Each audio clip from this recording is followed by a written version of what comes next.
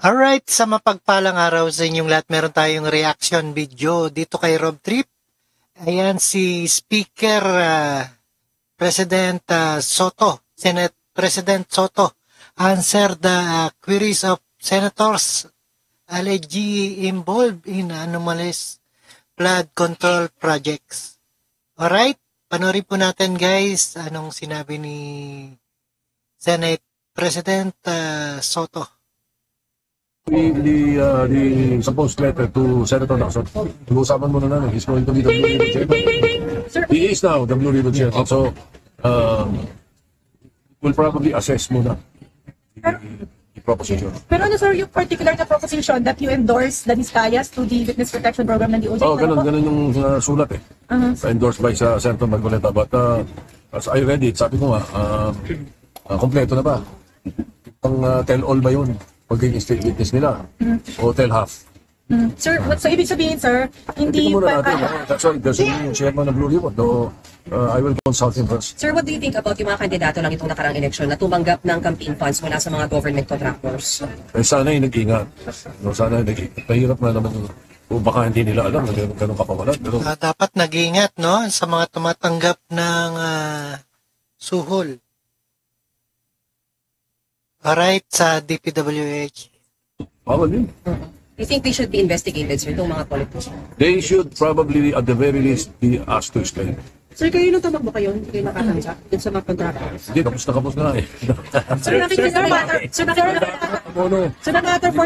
matter na po ito for the Ethics Committee, sir, para investigahan sila yung tumanggap ng campaign contribution? Well, it's very difficult to say unless we see the complaint or anything to that effect. Tingnan muna natin. Malaki po, sir, yung result ng investigation ng COMELEC dito, yung kanilang decision, sir, kasi may investigation na po ang COMELEC. Oh, I understand, meron daw, ano? So I have not received any formal letter or Bakit anything. nila kailangan magpaliwanag, sir? Nito mga politikong to na tumanggap na Hindi kasi nga may mga kabawalan.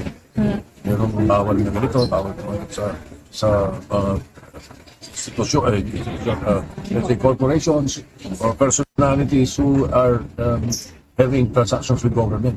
Bawal yun eh. Ngayon na kumakain kaming mga government officials sa isang restaurant.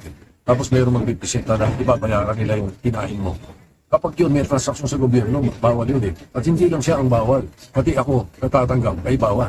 Sir, kailan ito magiging parang justiciable matter for the Senate Ethics Committee? Well, first of all, if there's a complaint, either from a fellow senator or from a ordinary citizen. Pwede siyang maging grounds? Pwede siyang maging grounds for complaint? Oh yes. Kahit wala pa, sir, na final findings ang COMELEC, sir? Oo, meron talagang posibilidad dyan. Kasi kami naman mga senador, we're open for public scrutiny.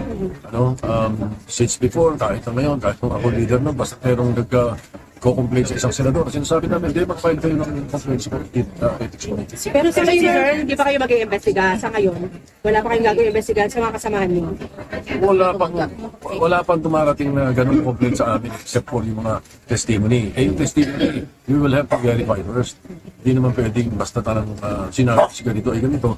May tatanggapin na namin kaagad ng gano'n. Unless we have a complaint, then we will address it.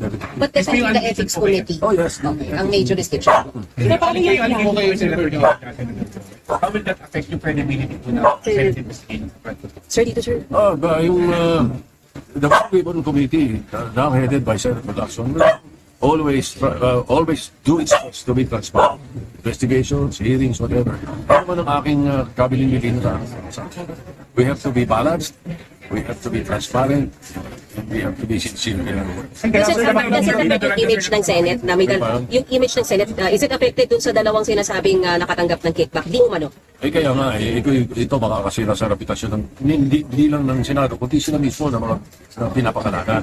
Kaya magandang harapin ito. Magandang explika or harapin yung mga aligasyon. Kahit sino sa amin, kahit sino sa senador, kung mayroong aligasyon, kahit anong lalo na pag-corruption, dapat ina-address agad yun at sinasagot. Sir, kailangan ba sila mag-inhibit dun sa mga Senate investigation? Depende, not necessarily, but nasa kanila yun, nasa sarili mo ka. Alright, yan. Dapat harapin daw ang aligasyon. Sabi ni Senate President Soto. Alright, maraming salamat sa panonood dito kay Rob Trip and peace out.